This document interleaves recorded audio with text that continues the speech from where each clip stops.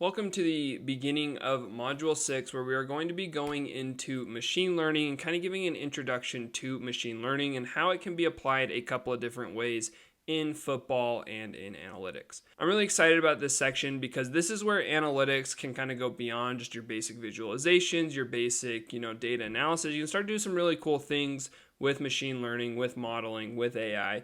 So this really is to give the foundation, and it's going to be really useful for if you don't know really how to get started with machine learning. And as well, it's going to give you a couple of examples of creating machine learning models to do things like in Project 2, we're going to build a model which will help you build your first model to predict matches and predict the outcome of matches.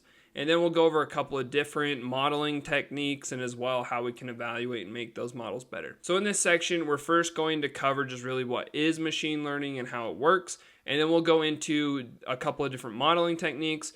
We'll learn how to evaluate models, and then we'll go into building Project 2. So enough about this. Let's go ahead and let's jump on into the first section.